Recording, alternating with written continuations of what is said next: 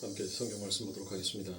오늘 함께 여러분들과 볼 말씀은 요한복음 9장 26절부터 31절까지 말씀 중에서 9장 31절에 기록되는 한 절의 말씀을 함께 봉독하도록 하겠습니다. 요한복음 9장 26절부터 31절까지 말씀 중에서 9장 31절의 말씀 다 찾으신 줄 알고 함께 봉독합니다. 하나님이 저희의 말을 듣지 아니하시고 경건하여 그의 뜻대로 행하는 자의 말은 들으시는 줄을 우리가 아나이다. 아멘. 자, 오늘은 기도다라는 이 말씀의 제목을 가지고 여러분들과 함께 은혜 나누도록 하겠습니다. 이 기도다라는 이 말씀의 제목을 가지고 우리 성도가 기도가 무엇인지에 대해서 제가 여러 시간을 통해서 여러분들에게 잘 정리를 해드리도록 하겠습니다.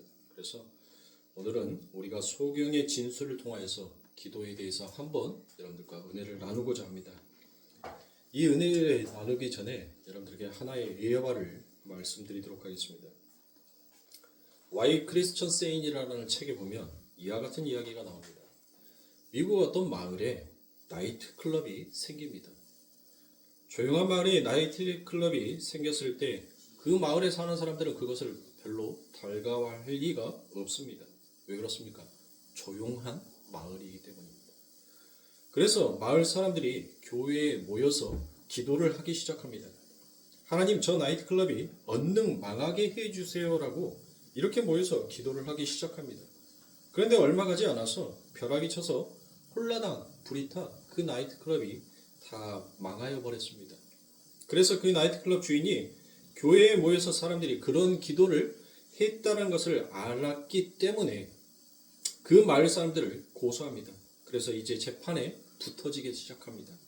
그 사람이 가서 판사에게 이러저러해서 저 사람들이 기도하는 바람에 우리 업소가 홀랑 불에 타 나는 쫄딱 망하였습니다. 그러니까 나는 반드시 배상을 받아야 되겠습니다라고 그와 같이 판사에게 이야기를 합니다. 그랬더니 그 교회 대표가 무엇이다라고 했는지 여러분들 혹시라도 압니까? 그 교회 대표가 이 나이트클럽 사장이 저들이 교회에 모여서 내 나이트클럽이 망하기를 기도하였기 때문에 내 나이트클럽이 불에 타서 망하게 되었으니 나는 저들에게 손해배상을 청구해야 되겠다라는 그 말에 대한 교회의 대표라는 사람이 반박을 했어요. 뭐라고 반박을 했을까요? 에이 여보시오, 우리가 기도했다라고 당신의 나이트클럽이 불에 타서 홀라당 망한다는 게 그게 말이나 되는 소리요 라고 그와 같이 얘기를 했습니다. 여러분들 이게 웃을 일이 아니에요. 웃을 일이 아니라니까요. 교회의 대표라는 사람이 세상의 나이트클럽의 주인이었던 사장이었던 사람이 하는 그 말에 대한 반박이 에이 여보시오, 우리가 하나님 앞에 기도했다라고 그 나이트클럽이 불탄다는 것이 그게 말이 됩니까? 그거는 우연의 일치일 겁니다 라고 그와 같이 얘기를 했습니다. 여러분들 여기에서 어떤 교훈을 얻으십니까? 나이트클럽 사장은 무엇을 믿었던 거예요? 저들의 기도를 믿었던 것입니다. 그런데 정작 믿음으로 기도했던 사람들은 그 기도를 믿지 아니하였다는 것이에요. 이게 바로 Why Christian Saint이라는 책에 나와 있는 한 예화의 이야기입니다. 여러분들 이 이야기는 결코 웃으면서 간과해야 할 이야기가 아닙니다. 기독교인으로서 여러분들 참 부끄럽고 창피스러운 실제 예화의 이야기가 그것에 실려져 있는 것입니다. 얼마나 부끄럽습니까? 우리는 하나님의 이름으로 기도를 했는데 정작 그 기도를 하고 믿지 아니하는 것이 우리의 기도였다는 것을 이 예화를 통해서 여러분들 연실 보여주고 있다는 것이에요. 그렇다면 과연 기도는 여러분들 무엇입니까? 아주 쉬운 것 같으면서도 어렵고 알 것 같으면서도 모르는 것 같은, 단지 사랑뿐만이 아니라 기도도 역시도 그와 같더란 것입니다. 기도는 굉장히 쉬운 것 같고 늘 우리와 함께 있는 것 같은데 그 기도를 어떻게 해야 되는지, 그리고 무엇을 목적으로 두고 기도를 해야 되는지에 대해서 잘 정리를 하고 있는 분들이 그렇게 많지 아니하다는 것입니다. 그래서 제가 몇 주에 걸쳐서 성경에 나오는 기도에 관한 구절들을 전부 찾아서 여러분들이 궁금해야 하실 부분들을 이렇게 설명해 드리도록 하겠습니다. 그래서 기도가 과연 무엇인가에 대해서 여러분들이 잘 정리할 수 있는 그와 같은 시간들이 되었으면 좋겠습니다. 또한 우리 거룩교회가 기도하는 교회로 거듭나게 될 수 있도록 그렇게 한번 해보도록 하자고요. 자, 오늘 본문을 보시면 눈에 띄게 된 소경이 바리새인들에게 대단한 조직신학적 교리를 선포하고 있더라는 것입니다. 먼저 하나님은 죄인들의 기도를 듣지 않으신다라고 이야기하고 있을 뿐만 아니라 소경은 창세 이후로 아무도 소경으로 난 자들의 눈을 뜨게 한 사람이 없었다는 것을 근거로 창세 이후로 이 세상에 온 자들이 모두 죄인임을 선포하기도 하고 있습니다. 여러분들이 오늘 본문을 잘 읽어보셨다면 그와 같은 내용들을 심심치 않게 발견하실 겁니다. 그런데 하나님께 기도하여 소경인 자신들을 눈뜨게 한 분이 있으니 그분은 당연히 하나님께로부터 오셨다는 주장을 하고 있습니다. 그러니까 하나님께서 예수님의 기도를 들으셨다면 예수님은 유대인들이 주장하는 것처럼 죄인이 아닌 것이고 31절의 말씀처럼 경건하여 하나님의 뜻대로 행하시는 유일한 분이신 것이 바로 소경의 주장이더란 것입니다. 그리고 반대로 그분을 못 알아보고 죄인으로 몰아세우는 바리새인들을 죄인으로 규정해 버리고 있습니다. 놀랍게도 소경의 주장은 아주 체계적이고 아주 논리적이다라고 말할 수 있는 것입니다. 소경이 자신의 주장에 담고 있는 복선은 다음과 같습니다. 당신들이 지금 나의 눈을 뜨게 해준 분을 죄인으로 몰아붙이고 있는데 그건 지금 당신들 스스로 경건하여 하나님의 뜻대로 행하는 자들이라고 말하고 있는 것과 다를 바가 없습니다. 그렇다면 당신들은 하나님이 들으실 수 있는 기도를 과히 할 수 있습니까? 라고 그와 같이 얘기합니다. 그리고 만약 하나님이 들을 수 있는 기도를 할 수 있다면 그 결과로 소경의 눈을 뜨게 할 수 있어야 한다라는 그와 같은 반박의 논리를 여러분들 제시를 하는 거예요. 그런데 당신들은 그렇게 하지 못하였다는 것입니다. 내 눈을 뜨게 한 것은 당신들이 아니라 바로 당신들이 죄인이라고 몰아붙인 예수다라는 것을 이 소경이 주장하고 있는 것입니다. 누가 죄인이며 누가 하나님께로부터 온 자인가를 다시 묻고 있다는 것입니다. 여기서 우리는 기도에 관한 중요한 진리를 발견할 수 있습니다. 하나님은 죄인의 기도를 듣지 않으신다라고 그와 같이 얘기합니다. 여러분들 너무 극단적이다라고 여러분들 생각하세요? 그건 사실입니다. 하나님은 죄인들의 기도를 듣지 않으십니다. 그렇다면 어떤 기도를 하나님께서는 들으시냐는 것입니다. 우리가 아무리 기도해도 하나님은 듣지 아니하실 거 아닙니까? 왜요? 우리들은 죄인이기 때문입니다. 그래서 로마서 8장 26절과 27절의 말씀에 보니 이와 같이 성령도 우리 연약함을 도우시나니 우리가 마땅히 빌 바를 알지 못하나 오직 성령이 말할 수 없는 탄식으로 우리를 위하여 친히 간구하시느니라. 마음을 감찰하시는 이가 성령의 생각을 아시나니 이는 성령이 하나님의 뜻대로 성도를 위하여 간구하심이니라 라고 이와 같이 얘기합니다. 성경은 우리를 가르쳐서 무엇이다라고 얘기합니까? 너희는 기도에 대해서 전혀 문외한 자다라는 것을 함께 폭로하고 있는 것이에요. 너희는 무엇을 구하고 무엇을 바라야 하는지를 전혀 모르고 있는 자다라는 것이에요. 그래서 우리 안에서 누가 일한다는 거예요? 성령께서 말할 수 없는 탄식으로 우리를 위하여서 친히 간구를 하고 계신다는 것입니다. 우리가 맨 엉뚱한 기도를 하고 있으니까 우리 안에서 성령이 답답하여 친히 말할 수 없는 탄식으로 하나님 앞에 기도하고 계시더란 것입니다. 오늘 본문에는 하나님의 뜻대로 행하는 자의 기도를 들으신다라고 했는데 로마서에서는 하나님의 뜻대로 간구하는 분의 기도를 들으신다라고 그와 같이 얘기합니다. 그러니까 하나님의 뜻대로 행하고 하나님의 뜻을 따라 기도할 수 있는 분은 누구겠습니까? 오직 하나님 한 분밖에 없다는 것입니다. 그러므로 엄밀히 말해서 우리 성도들은 모든 기도는 우리 안에 계신 예수 그리스도의 영에 의해서 걸려져서 멋지게 그분의 기도로 바꾸어 하나님 앞에 올라간다는 의미가 된다는 것입니다. 그렇지 아니하고는 하나님께서 우리의 기도를 듣지 않으시고 들을 수 또한 없는 것입니다. 그래서 요한계시록에서는 성도의 기도에 대해서 다음과 같이 묘사를 합니다. 요한계시록 5장 8절에 보니 책을 취하심에 네 생물과 24장로들이 어린 양 앞에 엎드려 각각 검은고와 향이 가득한 금 대접을 가졌으니 이 향은 성도의 기도들이라 라고 이와 같이 얘기합니다. 새 표준 성경에는 이와 같이 얘기합니다. 그가 그 두루마리를 받아들일 때 네 생물과, 네 생물은 여러분들 제가 무엇이더라 했어요? 요한계시록 여러분들 강의를 할 때 네 생물, 바로 피조물의 전체를 가리켜서 이야기한다는 것을 제가 여러분들에게 말씀을 드렸죠. 그리고 24장로는 여러분들 뭐예요? 24장로 12지파와 12사도 해서 교회 전체를 가르쳐 이야기하는 것이 바로 24장로다라고 제가 여러분들에게 말씀드렸습니다. 이런 것들은 여러분들이 기억하셔야 돼요. 기본 중에 상기본이니까 이 정도는 여러분들의 머릿속에서 담고 있으셔야 합니다. 자, 24장로가 각각 검은고와 향이 가득히 담긴 금 대접을 가지고 어린 양 앞에 엎드렸습니다. 그 향은 곧 성도의 기도입니다라고 그것이 되겠습니다. 자, 성도들의 기도, 교회의 기도가 어린 양 앞에 올려지고 있다라고 얘기합니다.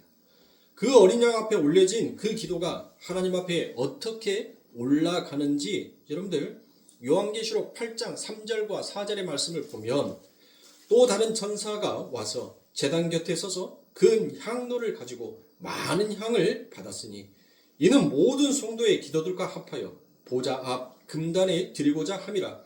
향은이 성도의 기도와 함께 천사의 손으로부터 하나님 앞으로 올라가는지라라고 그와 같이 얘기합니다. 자, 예수님께서 성도들의 기도를 하나님께 올려드리는데 그 기도가 그냥 올라가지 아니하더란 것입니다. 어떤 향연, 향의 연기다라고 이야기하죠.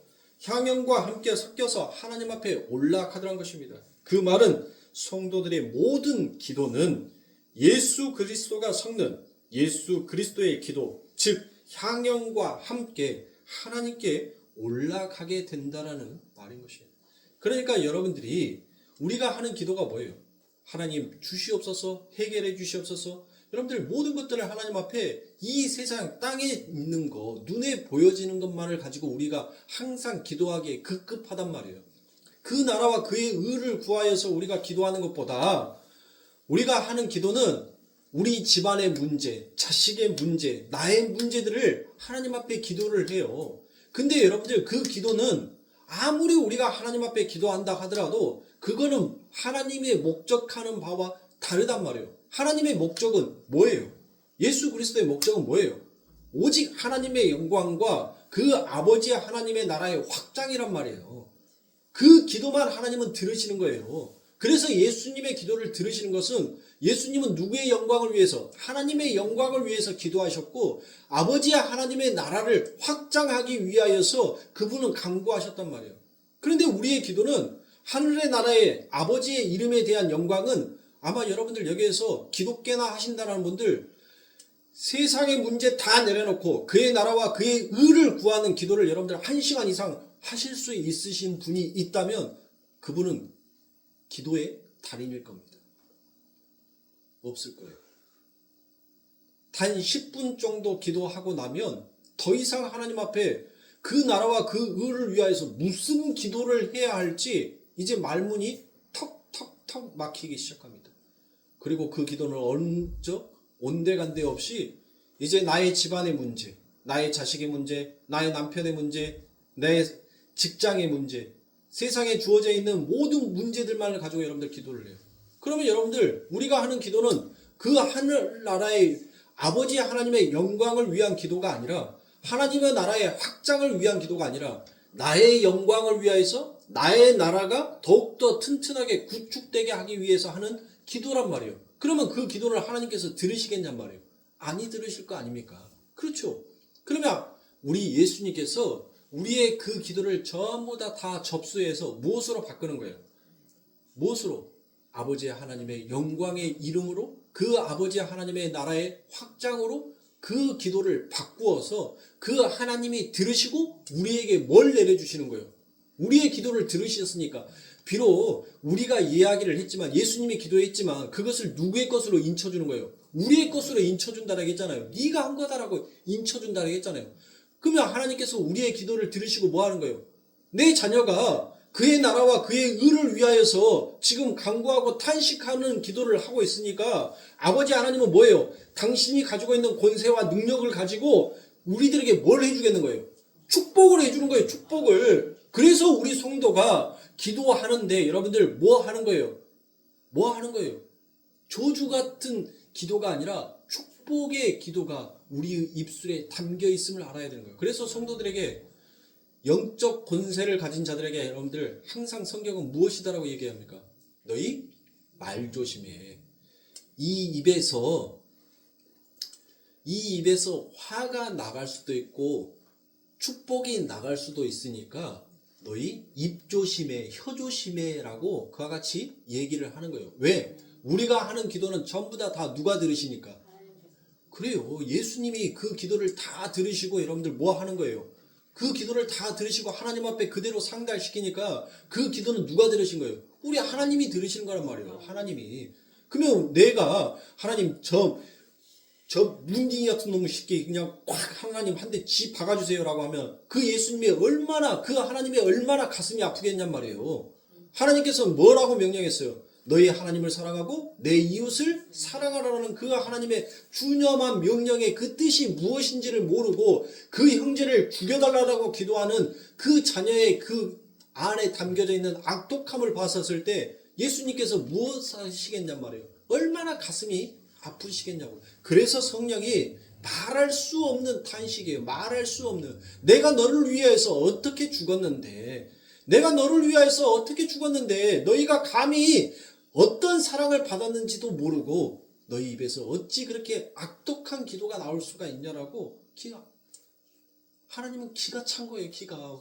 여러분들 정말 기가 차고 어안이 벙벙할 때 여러분들 뭐예요? 말이 안 나오죠? 그냥 입만 벌릴 뿐이지 뭔 여기에서 입에서 더 이상 뭔 말이 안 나온다니까요? 바로 그거예요. 말할 수 없는 탄식이 기가 찬 거예요. 기가 차. 내가 너희들에게 뭘 주기 위해서 내가 저 십자가 위에 그 가진 고통을 당하면서 내가 죽었는지 너희는 아직도 알지 못한다는 거예요. 네? 그러니까 어이가 없는 거예요. 어이가. 내 죽음이 어떤 죽음인지 너희는 아직도 깨닫지 못하느냐는 거예요. 그래서 성경은 죄인들과 하나님 사이의 중보자를 바로 예수 그리스도다라고 그와 같이 얘기하는 것입니다. 예수님은 하나님과 우리 사이에서 우리의 구원의 중보자이실 뿐만 아니라 우리가 하나님의 자녀로 완성되는 그날까지 우리와 하나님 사이에서 중보자 역할을 하시는 거예요. 그래서 우리 예수님께서 무엇을 얘기합니까? 내가 세상 끝날 때까지 너희와 함께 하리라라는 그 말이 바로 이거란 말이에요. 이거. 내가 세상 끝날 때까지 내가 너희들의 입에서 나오는 그 모든 악독한 독의 소리를 내가 선의 말로 바꾸어 놓겠다는 거예요. 그래서 그 말은 뭐예요? 내가 창세전에 하나님의 생명책에 기록되어서 내게 넘겨준 자는 단 한 명도 지옥 보내지 아니하고 내가 기필코 하나님의 백성으로 만들어 놓겠다는 하나님의 굳은 의지도 그 안에 함께 담겨져 있는 것입니다. 그래서 그 그리스도의 영이 우리 안에 들어와 계시더란 것입니다. 디모데전서 2장 5절에 보니 하나님은 한 분이시요 또 하나님과 사람 사이에 중보도 한 분이시니 곧 사람이신 그리스도 예수라라고 그와 같이 얘기합니다. 또한 히브리서 8장 6절의 말씀에서도 그러나 이제 그가 더 아름다운 직분을 얻으셨으니 이는 더 좋은 약속으로 세우신 더 좋은 언약의 중보시라라고 그와 같이 얘기합니다. 누가요? 누가? 예수님이. 히브리서 9장 15절입니다. 이를 인하여 그는 새 언약의 중보니 이는 첫 언약 때 범한 죄를 속하려고 주구사 부르심을 입은 자로 하여금 영원한 기업의 약속을 얻게 하려 하심이니라라고 이와 같이 얘기합니다. 자, 이렇게 예수님께서 우리와 하나님 사이에서 우리의 기도를 예수님의 기도로 만들어 하나님께 올려 보내셨다는 것입니다. 그래서 우리가 읽었던 9장 31절에 하나님은 죄인의 기도를 듣지 아니하신다라는 그 말에 여러분들 제가 성경의 구절들을 차근차근 다 찾아서 여러분들에게 설명을 해드린 거예요. 여러분들이 반박하실 것 같아서 왜? 그러면 우리가 하는 기도는 뭐야? 라고 그와 같이 말씀하실 것 같아서 성경의 모든 말씀들의 근거를 찾아서 여러분들에게 설명을 해드렸어요. 더 이상 할 말이 있으십니까? 네.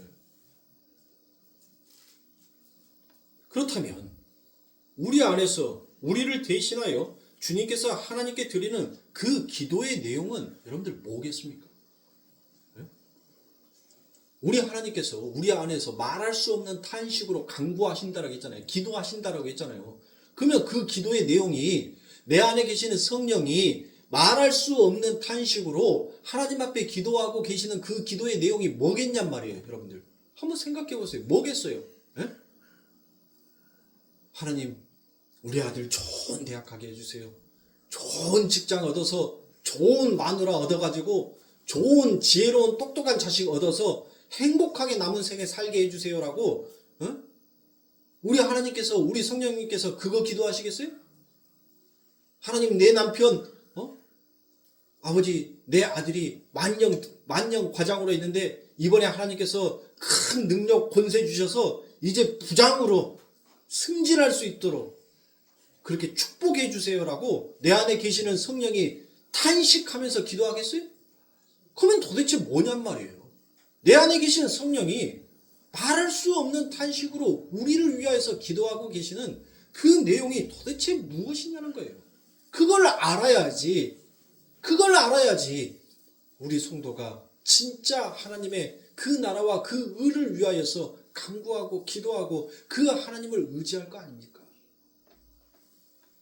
주님께서 우리의 기도에 당신의 기도인 향연을 섞어서 그 기도를 경건하고 하나님의 뜻을 쫓는 주님의 기도로 만드셔서 하나님께 올려 보내신다라고 하는데 그 기도는 무엇으로 수념이 되겠습니까? 그리고 또한 어디로 수념이 되겠습니까? 분명히 우리의 기도는 점점 변해서 이제 어린 유아기적 기도에서 점점 성숙하게 변하고 주님의 기도로 닮아가게끔 되어 있습니다. 그러니까 우리 주님이 어떤 기도를 들으시는지를 알고 있어야 우리의 기도가 그리로 힘써 변화되지 아니하겠습니까? 그것을 우리가 반드시 알아야 됩니다. 지금부터 한번 구체적으로 여러분들과 함께 살펴보도록 하겠습니다.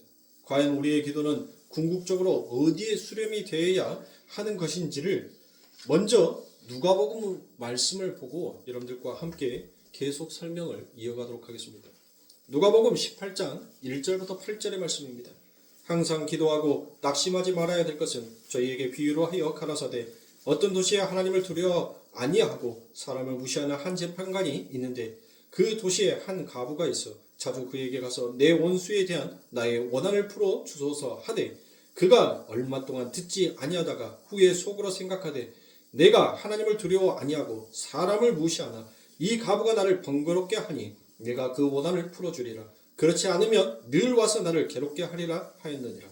주께서 또 가라사대 불의한 재판관이 말하는 것을 들으라. 하물며 하나님께서 그 밤낮 부르짖는 택하신 자들의 원한을 풀어주지 아니하시겠느냐. 저에게 오래 참으시겠느냐. 내가 너희에게 이르노니 속히 그 원한을 풀어주리라. 그러나 인자가 올 때 세상에서 믿음을 보겠느니라 하시니라라고 이와 같이 얘기합니다. 우리는 이 비유를 통하여서 우리 성도가 항상 기도해야 할 것이 있음을 여러분들 알 수 있습니다. 그리고 그 기도에 대한 응답이 속히 오지 않는다는 것 또한 알 수 있죠. 그렇다고 해서 낭망하면 안 된다는 주님의 공고도 우리는 이 비유를 통하여서 함께 읽을 수 있는 것입니다. 이 불의한 재판관의 비유에는 하나님을 두려워하지 아니하고 사람을 무시하는 불의한 재판관과 선한 하나님의 대조가 선명하게 그려져 있습니다. 그리고 끈질기게 반복되는 과부의 강청 기도와 밤낮 부르짖는 택하신 자들의 원한이 대조되고 있더라는 것입니다. 이 두 가지를 컨트레스트, 즉 대조로 보지 아니하고 컴펄리슨, 비교로 보게 되면 여러분들 강청 기도의 능력이라는 얼처구니 없는 해석이 나오게끔 되어 있습니다. 그러나 여기서는 분명히 대조입니다. 왜냐하면 하나님이 불의하고 하나님을 두려워하지 아니하고 사람을 무시하는 자와 비교가 될 수 있습니까? 하나님이 피조물과 비교가 되는 대상이냔 말이에요. 절대 그럴 수가 없죠. 근데 여러분 여기에서는 지금 뭐 하고 있어요? 대조를 하고 있잖아요. 대조를 하고 있다는 거예요. 그래서 일부러 불의한 재판관이 하나님을 두려워하지 않고라고 그와 같이 기록하여 놓은 것입니다. 그뿐만 아니라 사람을 무시하는 것이 여러분들 2번씩이나 반복되어 기록되어 있다는 점에 아주 특이한 점을 또 발견할 수 있죠. 자, 그게 대조라면 이 이야기는 해석이 많이 달라지게 될 것입니다. 이 비유를 하나님께 끊임없이 강청하여 조르면 지성이면 감천이라라고 하나님도 두 손 두 발 다 들으시고 결국 기도를 들어주신다라는 그런 강청 기도의 능력으로 해석을 하는 사람들이 많은데 이 비유는 전혀 그와는 상관이 없는 비유입니다. 그거는 여러분들 아주 무식하고 무지한 자들이 복의 환장하여서 성도의 길을 간사한 길로 만들어서 여러분들 성도를 꼬대끼고 성도를 유혹하는 아주 어리석은 자의 해석이다라고 말할 수 있는 거예요. 그러니까 여러분들 어디 가서 강청 기도다라니 그런 말들을 들으시면 여러분들의 귀를 씻어버리세요. 기도는 절대로 양이나 횟수에 의해서 그 응답이 결정되어지지 않습니다. 우리가 다음번에도 여러분들과 함께 살펴보겠지만 우리는 많은 양의 기도를 해야 되고 많이 반복해서 기도를 해야 되는 것은 맞습니다. 그렇지만 그 기도는 많이 반복하고 많은 양을 한다라고 해서 하나님으로부터 응답이 된다라는 그와 같은 공식은 여러분들 절대로 성립되어지지 않습니다. 여러분들의 마음속에서 수년 동안 그 하나님 앞에 바라옵고 원하는 항상 끊이지 아니하는 그 기도를 여러분들이 했을 거예요. 수많은 시간들을 들여서 여러분들 하나님 앞에 부르짖었을 겁니다. 여러분들이 그렇게 많은 시간들을 투자하고 똑같은 기도의 제목을 가지고 여러분들 기도했는데 왜 하나님께서는 그 기도를 안 들으시십니까? 왜 그 기도를 여러분들은 아직까지 계속하고 계십니까? 여러분들이 기도를 하고 계신다는 것은 아직 그 기도에 대한 응답이 되어지지 아니하였기 때문에 여러분들 그 기도를 무한 반복하는 거 아닙니까? 아니, 솔직히 말해보세요. 아니 기도가 응답이 됐어. 그러면 여러분들 그 기도할 필요가 있어요? 하나님 내 자식 좋은 대학교 들어가게 해주세요 했는데 아들이 좋은 대학교 갔어. 근데도 하나님 지금 좋은 대학교 가서 대학 생활 잘하고 있단 말이에요. 내 아들이. 그런데 하나님 내 자식 좋은 대학 가게 해주세요라고 여러분들 기도할 사람이 있어요? 없잖아요. 그렇다면 여러분들의 기도가 아직 응답되지 아니하였기 때문에 하나님 앞에 계속적으로 똑같이 무한 반복의 기도를 하고 있잖아요. 그렇죠. 그거는 뭐예요? 하나님으로부터 아직 응답이 되어지지 아니하였기 때문에 여러분들 기도하는 거 아니냔 말이에요. 그러니까 여러분들이 아무리 많은 양의 시간과 양을 투자해서 하나님 앞에 무한 반복하여 기도하면 하나님께서는 그 기도를 들으시고 하나님께서 귀찮아서라도 두 손 두 발 다 들어서 들으시고 응답해 주신다는 그런 강청 기도에서 나오는 공식은 여러분들 절대 기독교에서 성립되어지지 않더란 거예요. 여러분들이 그것에 대해서 속고 있었던 거예요. 지금까지. 속았어요. 성도들이. 그렇다고 해서 기도를 하지 말라는 것이 아닙니다. 성경은 분명 누가복음 8장 1절에서 여러분들 뭘 얘기해요? 기도하라라 하잖아요. 기도하는데 여러분들 뭐 하지 말라라고? 낙심하지 말라는 거예요. 낙심하지 말라. 너희들은 기도해야 돼. 그런데 그 기도에 응답이 안 왔다고 너희들 낙심하면 안 돼. 기도를 안 하면 안 돼. 그 말인 거예요.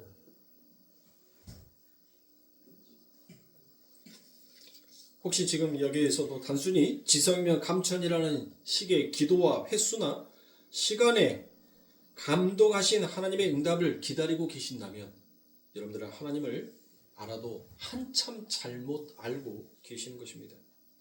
100일 기도니 1000일 기도니 40일 금식 기도니 한 달 철야 기도니 여러분들 그런 거 다 필요 없어요. 그런 거 다 소용이 없습니다. 여러분들이 100일 기도하고 1000일 기도하고 40일 금식 기도하면서 여러분들이 도대체 하나님으로부터 응답받고 싶어하는 것이 정말 하늘의 것입니까? 땅의 것입니까? 여러분들 양심에 손을 얹고 사람은 속일 수 있어도 내 안에 계신 성령은 결코 속일 수가 없다라고 성경은 분명 우리들에게 자고하여 말씀하셨사오니 여러분들 한번 손을 얹고 여러분들 생각해 보시라고요. 여러분들이 그렇게 1000일 기도, 100일 기도, 금식 기도까지 해가면서 이루고자 싶어하는 그 꿈이, 그 기도의 응답이 과연 위의 것입니까? 땅의 것입니까? 그걸 생각해 보시라고. 그것은 우리가 그렇게 무언가를 기도하는 것은, 시간을 정해놓고 기도하는 것은 그렇게 기도하면, 오랫동안 기도하면 하나님이 들어주시겠지라는 그와 같은 갈망이 그 안에 담겨져 있는 것입니다.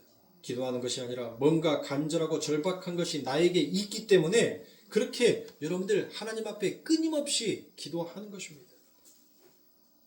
여러분들에게 하나의 이해를 돕기 위해서 예를 들어 말씀을 드리겠습니다. 불의한 사고를 당해서 식물인간이 된 아들을 위해서 밤낮으로 금식하며 열심히 기도하던 어머니가 그렇게 30일이 지난 후에 탈진을 해서 닌 것까지 맞고 밥을 먹는 다음에 다시 기운을 차려서 이제는 금식을 그만두고 하나님 앞에 열심히 기도를 하자라고 그와 같이 하면서 작정을 하고 하나님 앞에 기도를 했습니다. 그런데 얼마 지나지 않아서 그 아들이 이제 세상을 떠나버렸습니다. 어머니가 그 아들을 보내면서 하나님께서 우리 아들이 이 죄로 어두운 세상에서 더 이상 머무르는 것이 안쓰러우셨나 보다, 혹은 하나님께서 우리 아들의 요절을 통해 우리가 알지 못하는 어떤 사람들의 위로하시고 또 그로 인하여서 슬퍼하면서 천국의 소망으로 기쁘게 아들을 보내는 그 가족들로 인하여서 천국 백성의 믿음을 세상에 보이시려고 하는가 보다라고 생각을 했습니다. 그런데 먼 훗날 그 어머니가 하나님 앞에 가서, 하나님, 왜 그때 제가 그렇게 열심히 강청 기도를 했는데 우리 아들을 그렇게 먼저 데려가셨습니까? 왜 우리 아들을 죽이셨습니까? 라고 했었을 때 다른 이들의 유익을 위해서 그렇게 하신 것입니까? 아니면 우리 아들이 너무나도 사랑스러워서 그렇게 하신 것입니까? 하루라도 빨리 우리 아들을 하나님 품에 품고 싶으셔서 그렇게 하신 것입니까? 라고 그와 같이 물었습니다.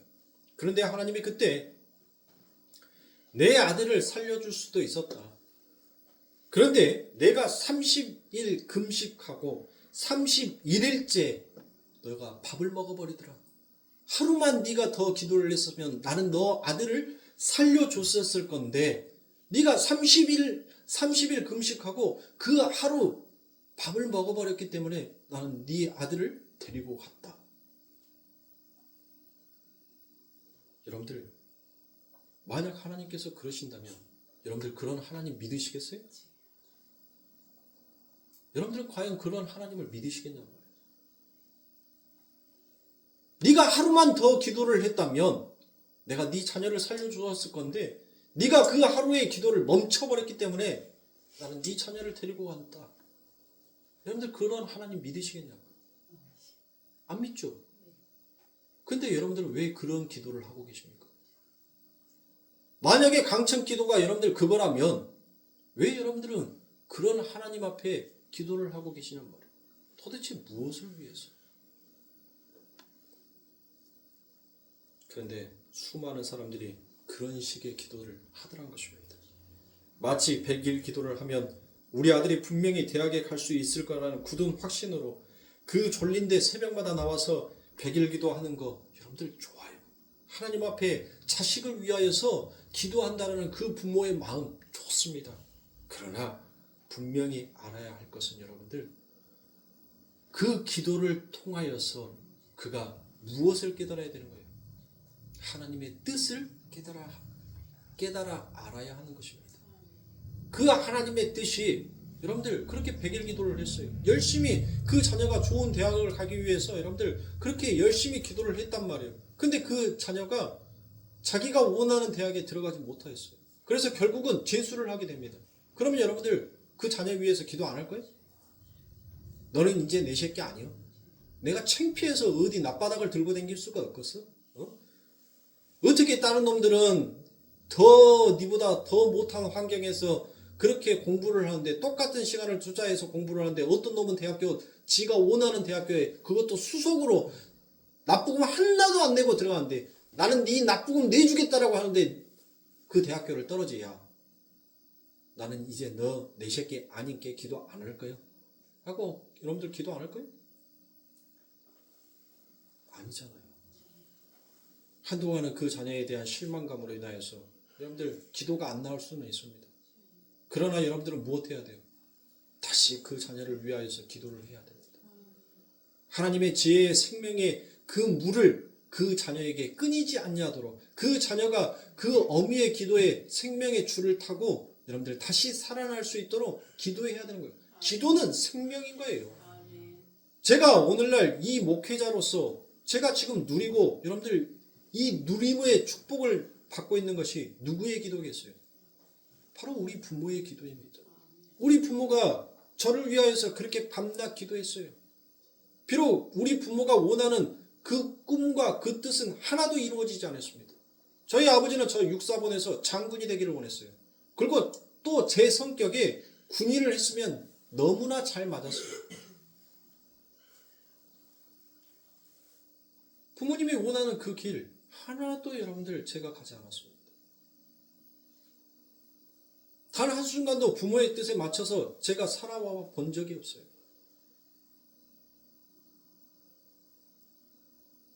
얼마나 괘씸하겠어요.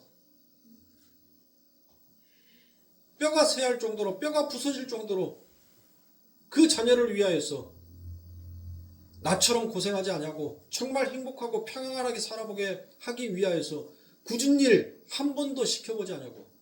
여러분들 저 대학 다닐 때까지 아르바이트 한 번 해본 적이 없습니다. 뭔 아르바이트요? 학생이 공부를 해야지. 그러면 둘 중에 하나를 해. 학교를 그만두고 돈을 벌든지 아니면 돈은 일찌감치 생각하지 말고 공부에 전념하든지. 잡다한 생각하지 말고 학생은 학생으로서의 신분을 지켜. 그게 학생다운 거야. 라고 저희 아버지 그 힘들면서도 그 아픈 다리 바닥에 질질 끌고 다니면서 자식들 그렇게 뒷바라지했어요. 그런데 본인이 원하는 꿈은 하나도 이루어지지 않았었습니다. 근데 보시라고 이럽니다. 얼마나 실망했겠어요. 저건 내 새끼 아니야. 나 이제 저놈 위해서 기도도 안 할 거야. 그게 돼요? 부모와 자식에 있는 천륜입니다. 아무리 미워도 다시 하나님 앞에 그 자녀에 대해서 여러분들 무엇 하더라고요? 기도를 하게 되더라고요. 하나님, 내가 저 자녀를 사랑으로 바르게 키우지 못하여 그래서 저 아들이 저렇게 세상 가운데 방황하고 있을까요? 하나님, 그러면 세상의 부모로부터 받지 못한 사랑을 하나님으로부터 그 사랑을 받을 수 있도록 하나님 저 자녀를 축복해 주세요. 그 부모의 애타는 그 기도가 결국 아버지 하나님의 원하시는 뜻대로 그 아버지 하나님의 영광과 그 하나님의 나라를 확장하는데 하나님은 하나님의 뜻을 이루어 여러분들 사용하더라고요. 그런데 그렇게 부모가 했던 기도는 전부 다 뭐였어요? 이 땅의 거 아닙니까? 내 새끼 하나님 고생 안 하고 정말 행복하게 잘 먹고 잘 살았으면 좋겠어요. 돈의 걱정, 자식의 걱정, 집안의 걱정 하나도 없이 정말 저 자녀만큼은 정말 웃음이 끊이지 아니하는 그와 같은 행복한 가정이 되었으면 좋겠습니다. 대부분의 부모의 기도가 다 그거예요. 저도 제 아들을 위해서, 제 자녀들을 위해서 그렇게 기도하고 있으니까. 근데 그 기도가 하나님께서는 무엇하더란 거예요? 하늘의 기도로 바꾸어 버리더란 거예요. 그래서 하나님의 생명의 기도로 우리 그 자녀에게 흘려주더란 것입니다. 여러분들이 자식을 위해서, 자녀를 위해서 기도하지 않는다는 것은 여러분들은 정말 막중한 죄를 짓고 있는 거예요. 아주 이기적인 죄를 짓고 있는 거예요. 나만 잘 먹고 잘 사면 돼. 그런 이기의 발상, 탐심과 탐욕으로 똘똘 뭉쳐있는 나라는 존재를 아직 부수고 있지 못하는 것입니다. 자녀를 위해서 사랑의 기도를 하나님 앞에 올리지 않는다는 것은 큰 죄를 범하고 있는 거예요. 내가 하나님으로부터 어떤 사랑을 받고 있는지를 깨닫지 못하는 것입니다. 당신의 사랑 따위는 필요 없어. 내가 이날 이때까지 어떻게 악바리로 이 세상을 버티고 왔는데 이제 와서 당신의 사랑이 무슨 필요가 있어. 나 이제 잘 먹고 잘 사는데. 그것과 다를 바가 없는 것입니다. 그래서 성도는 기도해야 돼요. 내 자녀를 위해서, 내 가정을 위해서, 내 남편을 위해서, 내 남편이 다니는 직장을 위해서, 이 나라를 위하여서 여러분들 성도는 끊임없이 이 땅의 것을 기도하고 있지만 우리의 그 기도가 하나님의 생명의 기도로 바뀌어서 하나님은 그 생명의 물줄기를 당신의 백성들에게 부어주고 계시다는 것입니다. 이게 여러분들 기도인 거예요. 그러니 우리의 기도의 목적이 무엇인지를 바르게 알고 기도하라는 거예요. 나의 기도는 비록 이 땅의 것, 눈에 보이는 것만을 놓고 기도하고 있지만 그 기도 안에는 분명 하나님의 생명의 생명수가 흐르는 그 기도일 것이다. 그걸 믿으셔야죠. 여러분들이 하나님 앞에 끊임없이 기도하는 것, 땅의 것 기도하는 거, 왜 기도하는 거예요? 믿지 못하니까, 여러분들 손에 증거로 지어지지 않냐니까, 눈에 보여지지 않으니까 안 믿는 거예요. 그러니까 불안해서 계속 기도하는 거예요. 하나님 못 들으셨을까? 하나님 안 들어주실까? 하나님이 너무 바쁘셔서 내 기도가 좀 저기 뒤로 밀렸을까? 그래서 내가 또 한 번 반복하여 기도하면 다른 사람 수많은 그 기도의 내용들 속에서 내가 조금이라도 내 기도가 앞으로 가서 하나님이 먼저 보고 먼저 내게 축복해 줄까? 정작 하나님을 믿는다라는 사람들이 자신이 한 기도에 대해서 자신들이 믿지를 못하더란 거예요. 이게 크나큰 문제인 거예요. 그거를 문제로 여겨지지 않고 있어요. 왜? 내가 병들었는데 병든 것을 몰라요. 내가 문두병에 걸려가지고 여러분들 손가락이 잘렸는데 왜 당뇨병이 무서운 줄 아세요? 당뇨병이 여러분들 당뇨의 혈당이 올라가면 자기 손가락을 가위로 자르는데 혈당이 올라가면 여러분들 그 통증이 없어져요.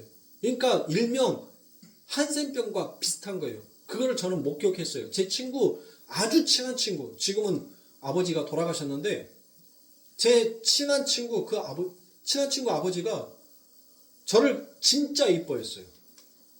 당신은 학교까지 걸어가도 되는데 저는 대학교 가려면 뭐니까 그 친구 집에서 한 번씩 잠자면 야, 너 차 없잖아. 너 어떻게 가려고 학교까지? 아빠 차 키 머리 위에다가 TV 위에다가 올려놓고 갈 테니까 그 차 갖고 갔다 와. 뭐 강의 하나밖에 없다면서 갔다 와. 그리고 네 시간 되면 나 태울러 좀 와라. 그리고 차 키를 놔두고 갈 정도로 그 정도로 저를 이뻐해 주셨던 아버지입니다. 근데 그 아버지가 당뇨가 굉장히 수치가 높았어요. 그래서 하루에도 수십 번씩 이 인슐린 주사를 맞아야 될 정도만큼 그 정도로 당뇨가 심했어요. 나중에는 이 당뇨가 너무 심하니까 이제 저희들 밥을 차려준다라고 김을 자르고 있는데 자기 손가락 살을 이렇게 가위로 잘랐는데도 피가 뚝뚝뚝 떨어지는데 계속 김만 자르고 있는 거예요. 그래서 아버지라고 하니까 그때서 왜? 피 식탁에 피 하니까는 밑에 바닥에 피가 흥건한 거예요. 그거예요, 여러분들. 지금 여러분들이 하는 기도가 내가 정말 내 하는 기도를 하나님이 들으셨다라는 그 믿음이 여러분들 안에 있냐는 거예요. 내가 하는 기도는 하나님이 반드시 하나님의 뜻에 맞춰서 응답해 주실 것이다라는 그 인내와 기다림이 있으십니까?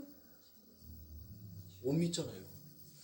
세상의 사람들은 믿음의 사람들이 권세가 있고 은사가 있는 사람들이 어떤 기도를 해주면 그 기도가 이루어질까봐 두려워서 떠는데 정작 하나님을 믿는다는 사람들이 자신이 하나님 앞에 기도해 놓은 것을 이루어진다는 것을 믿지를 못해요. 이게 여러분들 병든 것과 뭐가 다른 거냐고요. 내 손가락을 자르고 있는데 손가락을 자르고 있으면서도 아픔을 못 느끼는 그런 중환병에 걸려 있는 거예요. 이 기독교가 그게 성도가 여러분들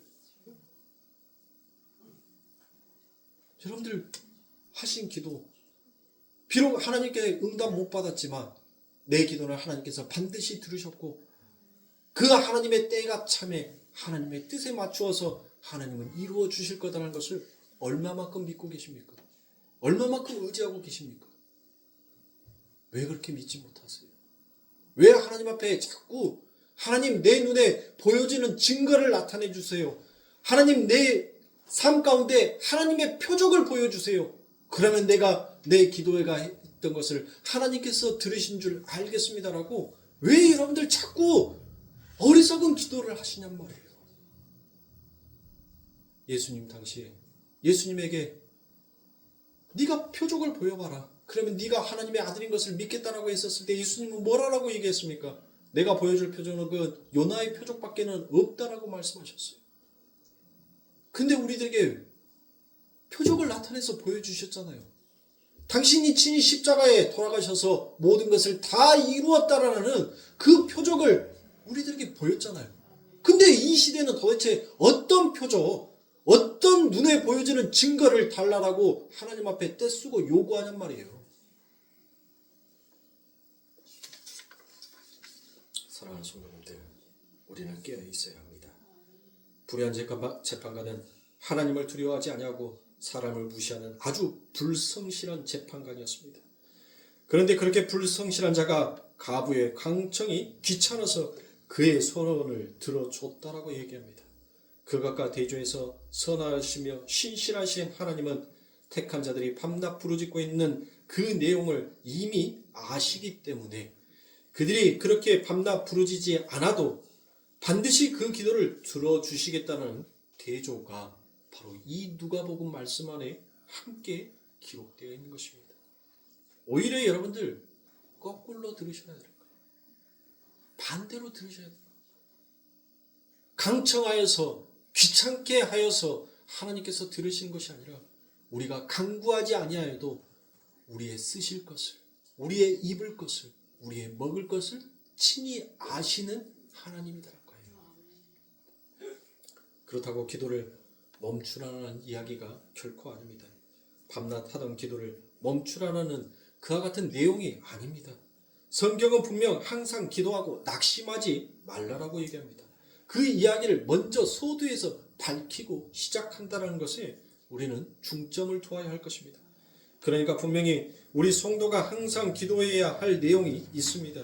가끔 나오는 기도 제목 말고 항상 기도해야 하는 제목, 모든 기도는 바로 그 기도 제목으로 수렴이 되어야 한다는 것입니다.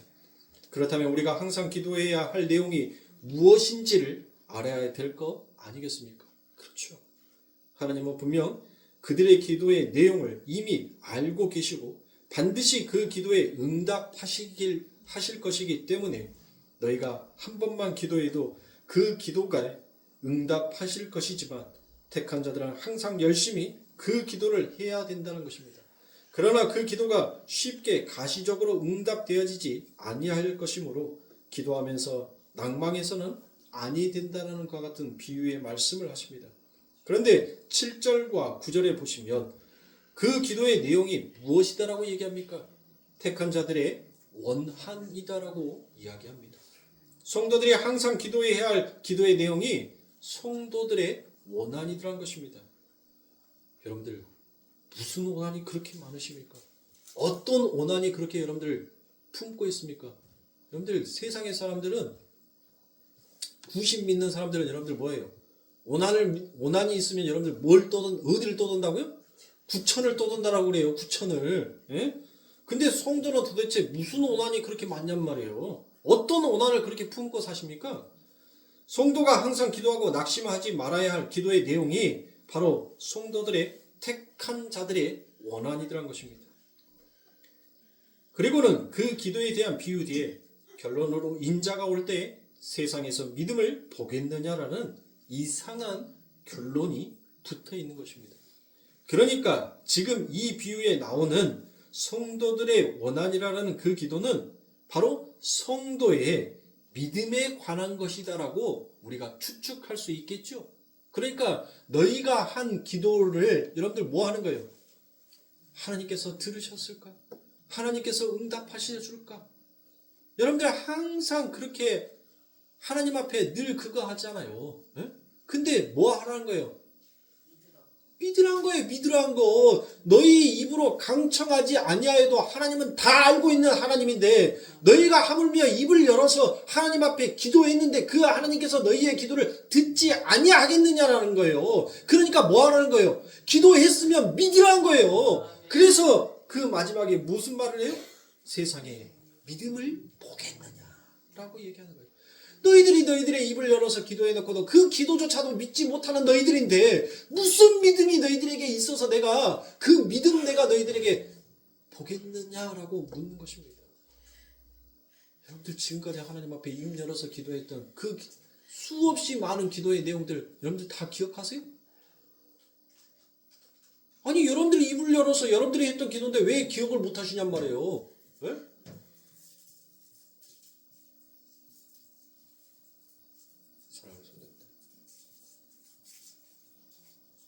하나님께서는 믿으라는 거예요. 그 믿음이 하나님 나는 비록 땅의 기도를 하고 있지만 이 기도가 반드시 하늘의 기도가 되었어. 그 아버지 하나님의 뜻에 맞춰 이 땅에서 하나님의 나라의 확장과 하나님의 영광의 이름으로 나의 기도가 쓰여질 것을 믿습니다라는 그 믿음을 가지라는 거예요. 그러니까 여러분들이 기도해야 하는 내용과 목적이 어디에 있느냐라는 것을 성경은 분명히 얘기해 주죠. 어디에 있다라고 얘기해? 믿음. 여러분들의 기도의 목적, 기도의 내용이 바로 어디에 결론이 난다는 거예요? 믿음. 믿음이라고 믿음. 내가 한 기도는 반드시 하나님의 때에 맞춰서 하나님의 선하신 일로 반드시 드러날 것이라는 것을 믿으란 거예요. 근데 성도들은 뭐예요? 우리에게는 뭐가 없죠? 믿음이 없단 말이에요. 연약한 믿음이란 말이에요. 그래서 늘 뭐예요? 하나님, 내 기도 들으셨습니까? 하나님이 진짜 살아계시다면 왜 하나님 이 기도에 대해서는 아무런 응답이 없으십니까?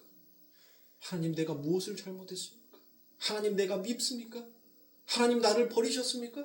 여러분들 날마다 그렇게 하잖아요. 믿으란 거예요. 믿으란 거. 내 하나님은 다 듣고 계셨다. 다 들으셨다는 거예요. 그러니 우리 사랑하는 성도님들 더욱더 여러분들이 그 기도에 전진하시고 그 기도에 여러분들 믿음을 가지시길 바랍니다. 그게 오늘 이 수요 예배 말씀의 핵심인 거예요. 오늘 기도에 대한 첫 장의 문을 열었습니다. 이어지는 하나님이 찾으신 믿음의 삼각관계가 무엇인지에 대해서는 제가 서울 갔다 와서 다음 시간에 여러분들과 함께 은혜 나누도록 하겠습니다. 여러분 또한 오늘 들려드렸던 이 성경의 수없이 많은 구절들을 올려놓은 동영상을 통해서 다시 한번 찾아보시고 다시 한번 묵상하시고 다시 한번 들으시면서 말씀의 정리를 잘 하셔야 됩니다. 몇 주에 걸쳐서 여러분들에게 계속 이 기도에 대해서 여러분들에게 이야기를 하고 또 성경 속에 나오는 각 인물들의 기도에 대해서도 제가 언제 시간이 되면 이 창세기에서 아브라함의 기도부터 시작해서 이 마지막 기도까지 예수님의 기도까지 여러분들 제가 성경의 모든 기도들을 여러분들에게 한 번 정도 해드릴 때가 있을 겁니다. 그러니까 그 기도가 내용이 무엇인지를 여러분들도 스스로 성경의 말씀들을 잘 찾아서 다시 한번 보시고 제가 예전에 주기도문에 대한 강의를 여러분들에게 6시간에 걸쳐서 여러분들에게 했어요. 근데 저도 몇 년도에 했는지는 몰라요. 잘 찾아보세요. 동영상에 찾아보면 주기도문 강의에 대해서 아마 올려놓은 것이 있을 겁니다. 없으면 한번 또 해드릴게요. 뭘 리바이벌 하는 거 뭐 어렵지 않아요. 새로운 성도도 오셨고 다른 데에서는 단 한 번도 이런 설교들을 듣지 못하셨을 거니까 제가 언제 기회가 되면 주기도문 강의에 대해서 다시 한번 또 여러분들과 만나 맛있게 떡을 나누는 시간을 갖도록 하겠습니다. 아무튼 오늘 말씀은 여기까지 마치고 결론은 아멘입니다. 기도하겠습니다.